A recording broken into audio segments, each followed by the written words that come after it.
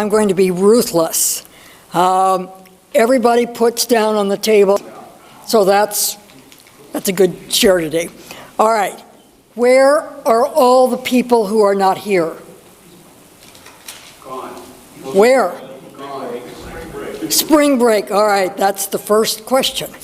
This is going to be on spring break, and we'll find out how much you all know about spring break. All right. U.S. News and Travel said the 10 best spring break destinations for 2025, and I'm going to start, I have 10 here, but I'm going to make you guess which ones are like the top 5, and I'm going to give you a whole bunch of places. Puerto Rico, would that be in the top 5? No. Jamaica, top 5. Cancun. All right. What would you guess Cancun would be? 3, 2? 1. It's 1. All right. Let's see. Cabo San Lucas. Where would that be? That's number 5. Miami Beach. That's 2. Key West. There's your 3. Key West is 3. Number 4, Siesta Key. So we got Cancun number 1, Miami Beach number 2, Key West number 3, Siesta Key number 4, and Cabo San Lucas number 5. All right, internationally, where do spring breakers go? No. Costa Rica isn't even on this list, actually. And another guess? Where do they go? Rome. All right, now, AAA, and that was different than the U.S. News Travel. AAA says this top spring break destination, which is the spring break capital of the world, is... Rio de Janeiro. No. Miami, somewhere. No. Panama City Beach, Florida. I would not have guessed that.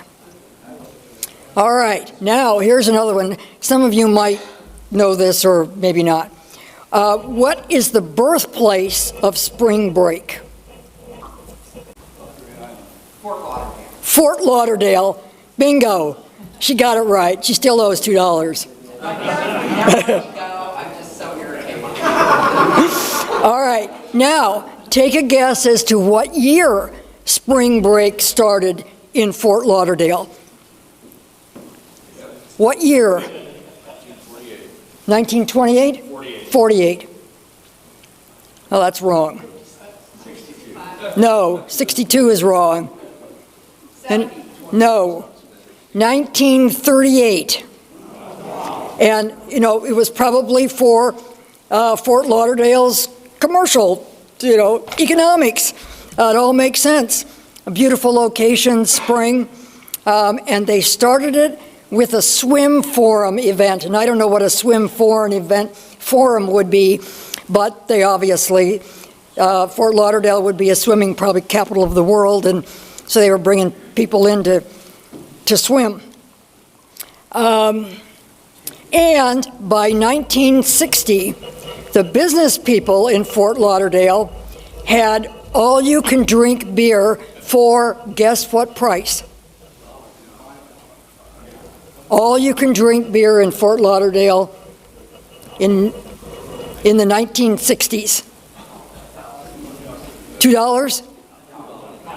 $1.50. Can you imagine how plastered they would all be for $1.50? All right, now, here's a good question. The federal government sort of tracks where it's good to go and where it's not good to go. And the U.S. Embassy in Mexico urges caution for going where in Mexico? No. Guess again. Not Tijuana. Cancun. And how many of us have been to Cancun? All right, and there are also advisories. There is a level 2 for the Bahamas, and there is a level 3 for Jamaica, in case any of you had plans to go either to those places. All right, now, here's another one. The U.S. News Best Vacations. What is the best party city in the United States?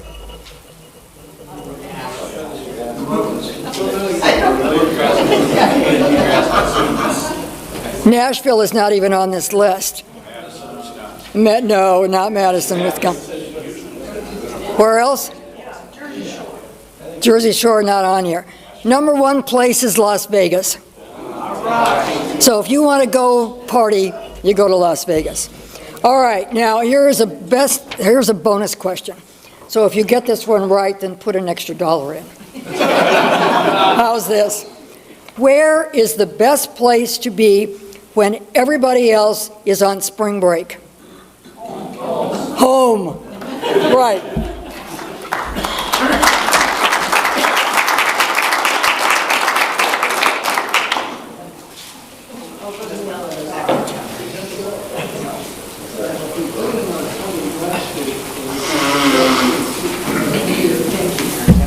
That was good.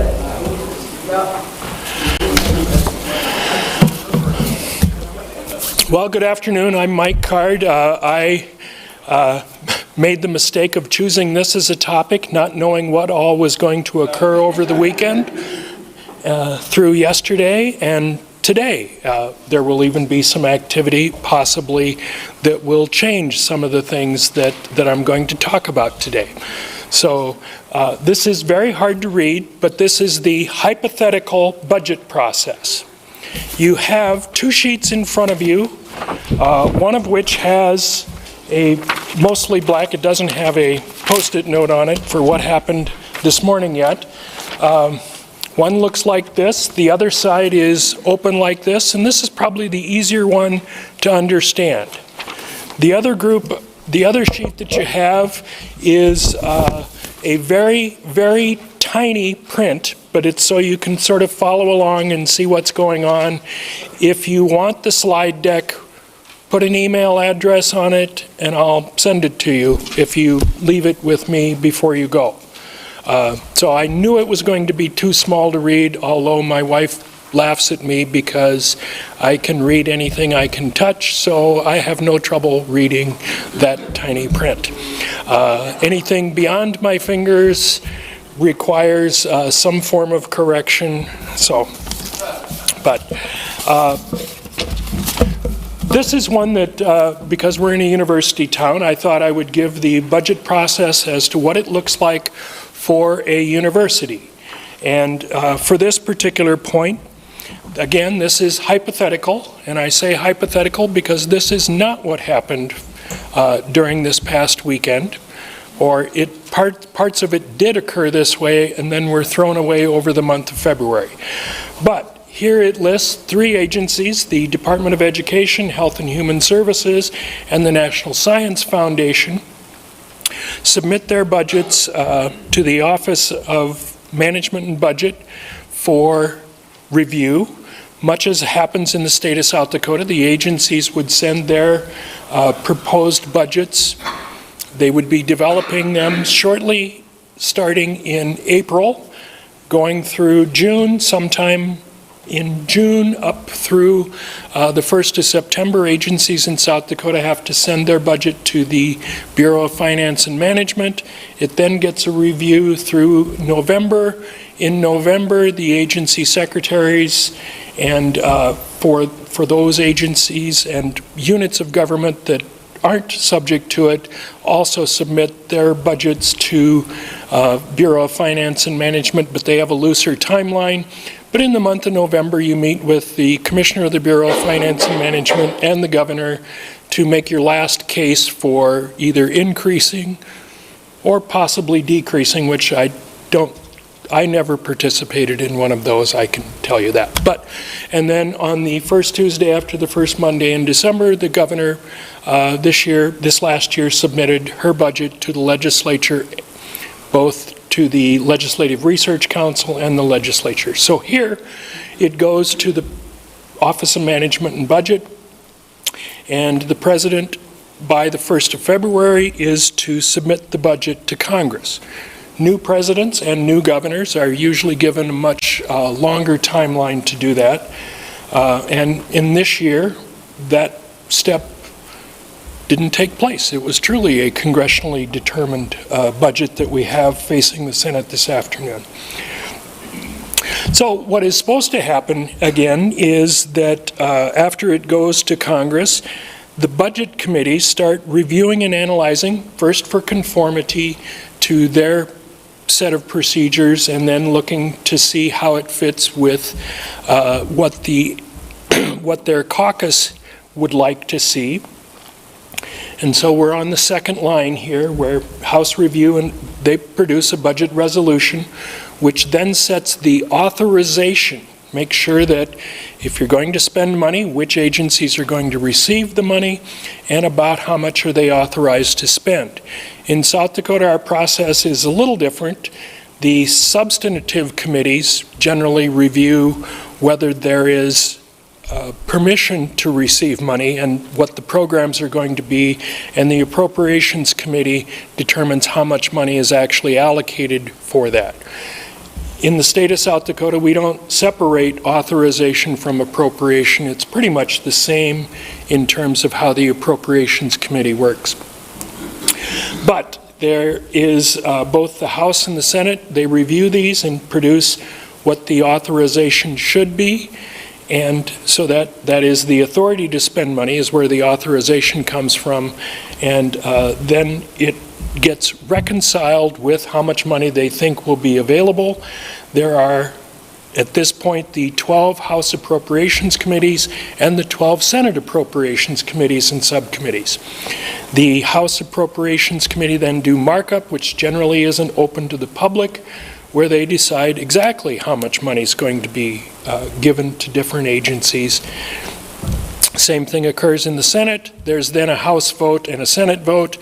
Differences are in a conference committee. This is pretty much how any bill works, except now we're talking about more money to be allocated to programs that are statutorily authorized. Then a budget. The estimate of income and expenditures is again reviewed, just as it is on, I think it's legislative day 20 in South Dakota. I may be off on that.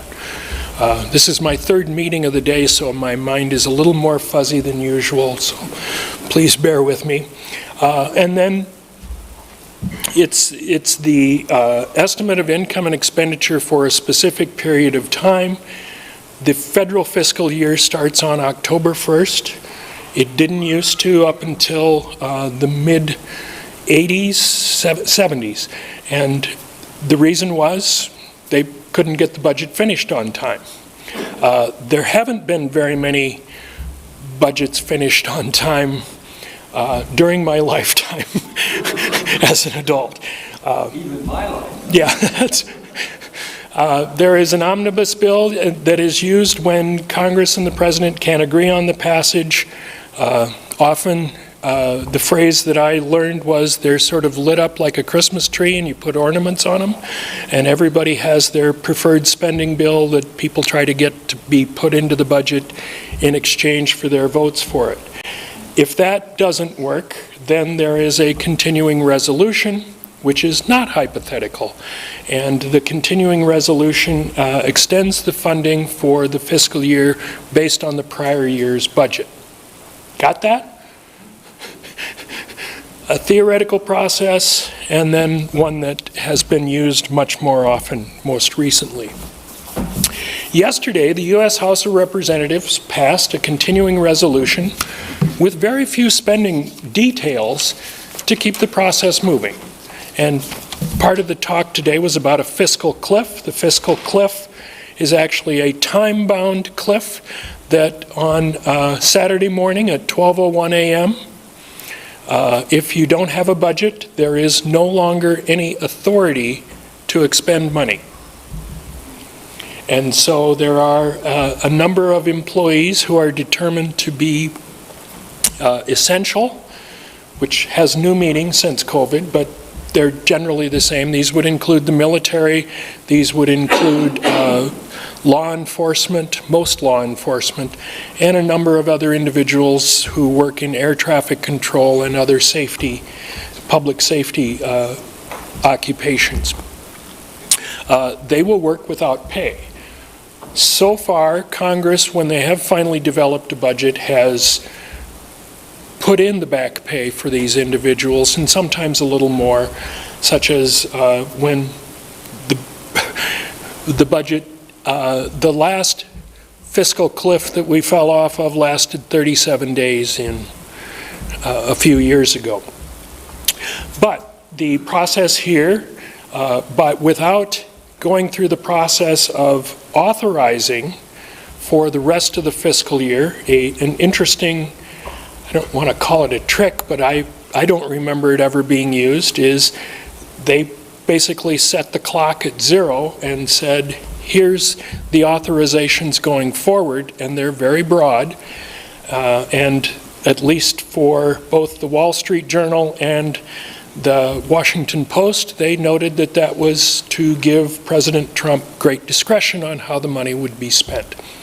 So if there's no specific way that the money is supposed to be sent, it probably wouldn't be as subject to the Impoundment Act, which we'll talk about in a few minutes.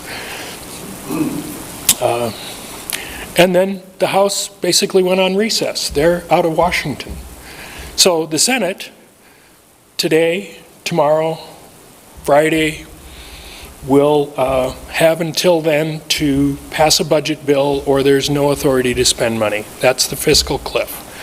So I just ask you, if you raise your hand, how many of you think that there will be a shutdown Saturday morning? How many votes do they need? 50? They will, well, it depends if members of the Democratic Party decide to filibuster, they will need 60 votes. There are 53 Republicans in the U.S. Senate, plus the President of the Senate, if there is a tie, is also a Republican by name, but that's an editorial comment. But if they do decide to take the floor and begin to speak, and they continue speaking, that's called the filibuster. It would take 60 votes for invoking cloture, which would then end debate, and they would go to a vote. So that's where the 60 comes in. So they would need at least 7 Democratic senators to get to 60 votes. There was one member of the U.S. House of Representatives who was registered with the Democratic Party who voted for the House version, and one Republican voted against it. So the vote there was 217 to 214, with one vote to spare. So just raise your hand. How many of you think a shutdown is going to happen?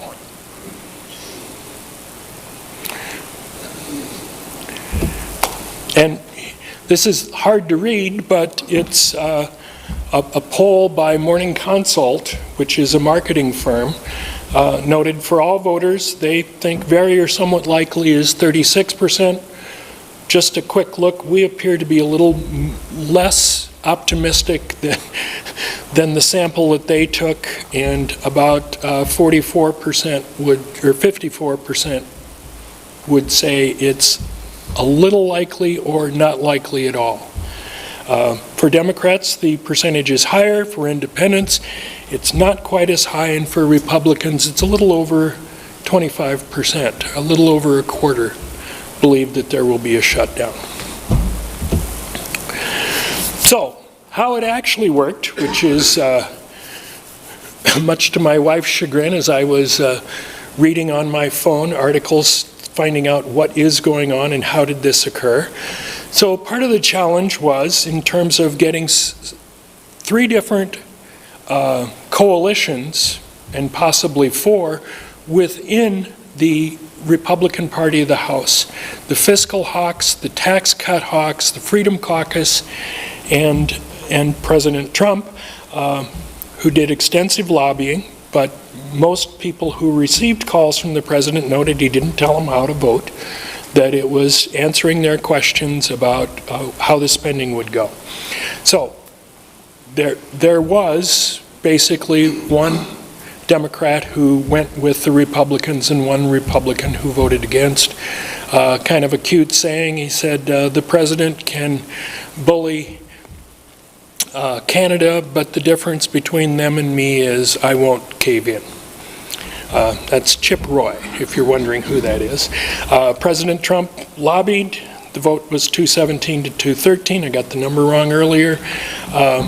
There are some reductions from the December 20th continuing resolution, which was the last time that they tried to do this, and the proverbial kick the can down the road involved, let's set another continuing resolution so that we can keep the government open until we can get some agreement, with the assumption that we will work on this between now and this deadline date. It's sort of like me and cleaning out the garage. If you may experience similar things of kicking the can down the road, my garage is still not clean, and they took a while without working on it very much to get to this point. There were some reductions, about $113 billion in defense spending, an increase of $6 billion in defense. There were no reductions in Social Security, Medicaid, Medicare. There were reductions in immigration, the National Institute of Health Research, mental health and substance abuse services, workforce training, and $1 billion in withheld authorization for the District of Columbia and their ability to use local revenue. I'm certainly not an expert in the District of Columbia, and I know someone who is. If you have any questions, you can ask Dr. Farrell. So part of the question is, how did we get here? Because right now, I've sort of foreshadowed, what's coming up is the Senate either has to approve or not the new budget bill. So how did we get here? Well, these are federal surpluses or deficits from 1900 to 2024. This is from the Federal Reserve Bank of St. Louis.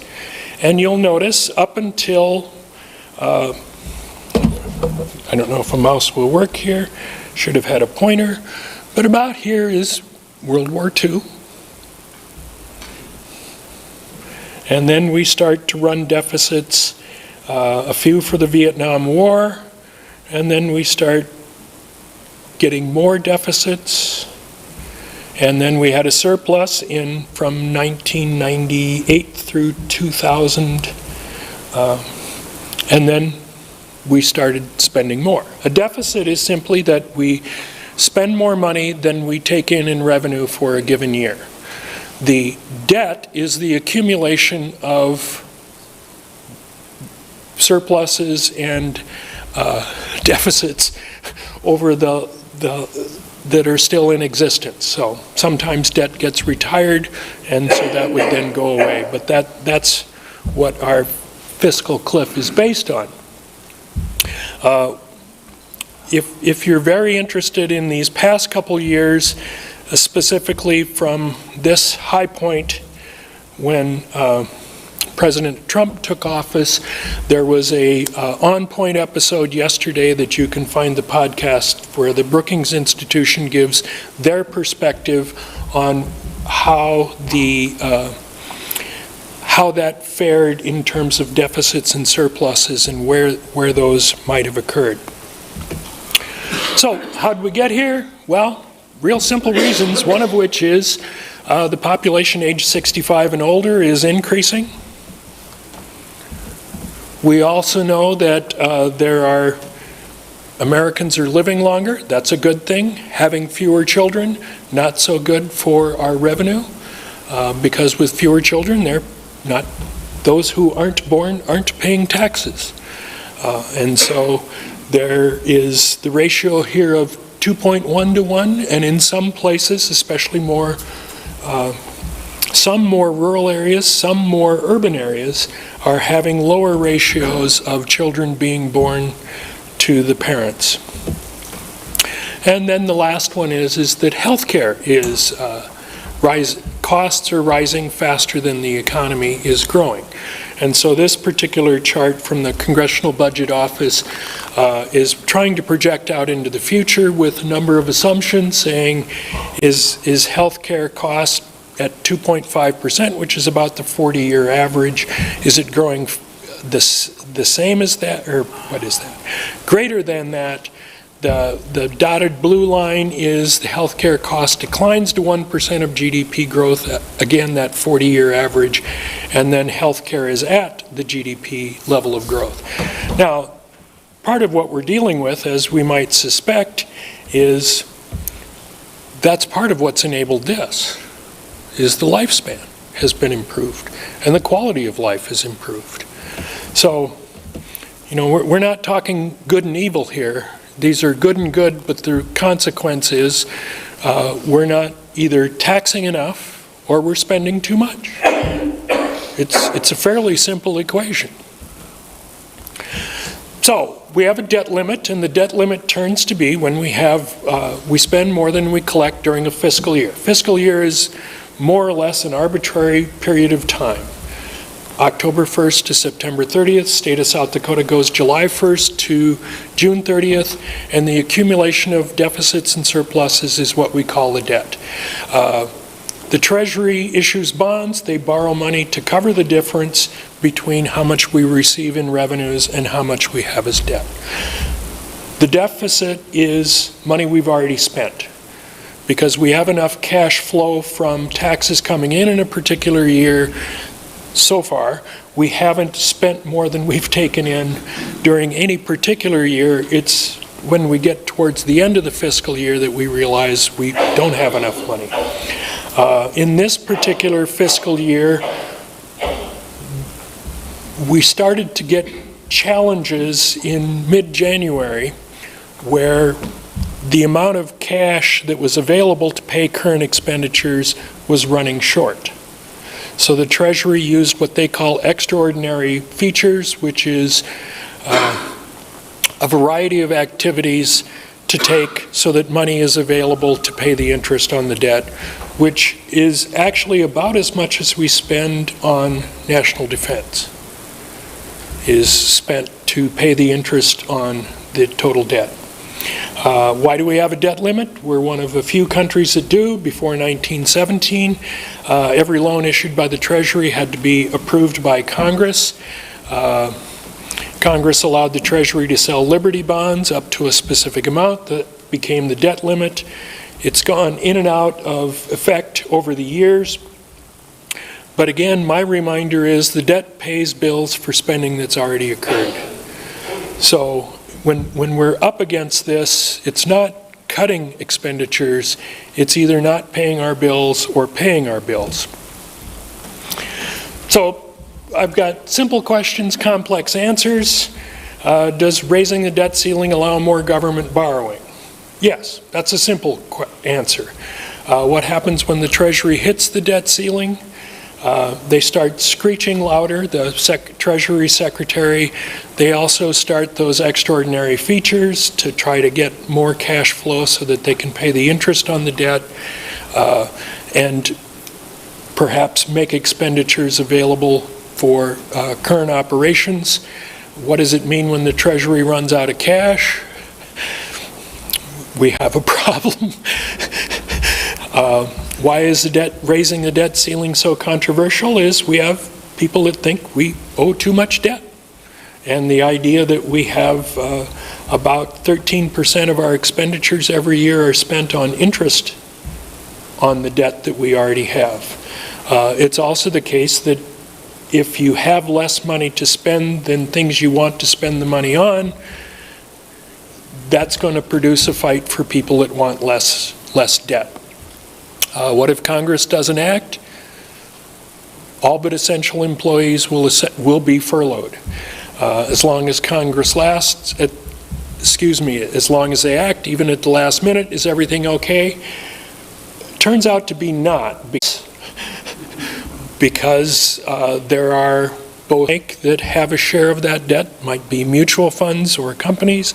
And so if we don't raise the debt ceiling, that would probably throw us into a recession, as well as foreign investors, because we have a currency that is desirable by most other countries, most other businesses, as a security because it's more stable than their currencies are. So they try to park their money in U.S. Treasury bonds. And if we don't pay our bills, they will find other safe places to do that. People do respond rationally, sometimes. A couple other things to know about. Discretionary spending is those things that flow through the annual appropriations process. It's usually spending for programs. It's decreased from 70% in 1960 to about 30% in 2021. Mandatory spending has a couple different categories. One is formula grants, grants that are given to states, to tribal nations. These are automatic things that are set in statute. This type of state gets this many people. If they have this many people, they get this amount of money. If they have this many clients in a particular service, they get this amount of money. It's a formula that determines how much money will be given to them. The second one is entitlements, which is an individual-based formula, such as the Social Security that some of us receive, the types of Medicare spending is determined by that. Some is means tested, such as SNAP benefits and Medicaid. Individuals, plus there's a state match there. There's again a non-means tested assistance based on certain demographic characteristics within a state, and then there's the, as I noted, the percentage of money that is spent on interest on the debt. But this is the difference between discretionary and mandatory. Now, pull out this one for a second, and unfortunately I don't have this on an overhead slide. To the left-hand side is the money coming in. The right-hand side is the money going out. So, unfortunately I cut off the amount of money going out, but it's more than the money coming in.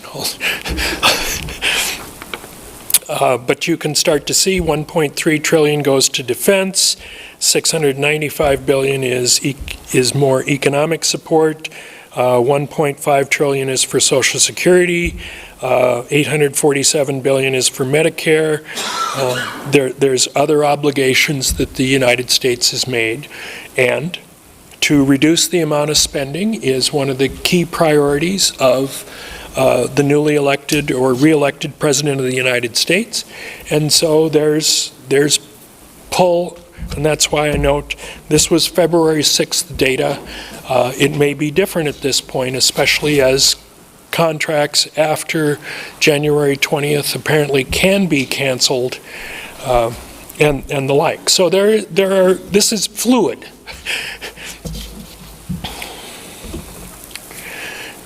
Legal methods in my last couple minutes. First one is the Constitution. No money can be spent without an appropriation of Congress. And they make a regular statement and account of the receipts and expenditures published from time to time. The Anti-Deficiency Act is another one that prohibits departments from spending more than Congress has actually provided. They use the phrase coercive deficiency, which is sort of like my children. I spent it, now you need to give me money for it. Seems to make more sense to me. And then the last one is there are many dealing with what do we do with our deficit that I'm leaving out. I'm just laying that out there. There's impoundment and rescissions. So impoundment is the act of not spending money that's been appropriated by Congress. It's been in existence since Thomas Jefferson first started this type of activity.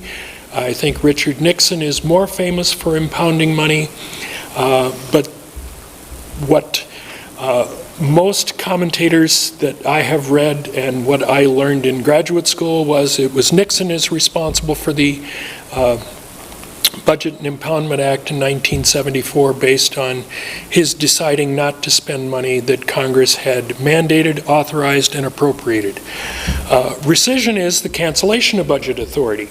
The president can propose to Congress that I don't want to spend money in this area, and if Congress approves, then it's not an impoundment, it's a rescission, just reducing the budget. So these other features here are basically the Budget and Impoundment Act. You can't impound money, you need to ask for permission to do it under the current law. I expect if it's not out there yet, it will be challenged in various federal courts as possibly prohibiting the president from exercising activities that are authorized under the Article 2 of the U.S. Constitution. So, where we're at, this is the budget in basics. Where we're at is the House has left Washington. They're someplace in Virginia on their week of work. I would have gone to warmer places for spring break myself if I were going to go. As an undergraduate, I went to Minneapolis and Des Moines. In 1 year as a senior, that was my spring break. I wanted to see more snow, I think must have been what was there. But there are 53, I think I mentioned 53 Republicans, 47 Democrats. The Vice President is a Republican. Ron Paul has indicated he is not going to vote for this rescission, so they probably need not 7, but 8 votes to force a tie to allow the Vice President to vote with the remainder of the Republican conference to pass this budget bill. One of the other features here, as I look up there as if it's there, it's actually on my Post-it note. So what are the Democrats going to do? Are they going to not support this?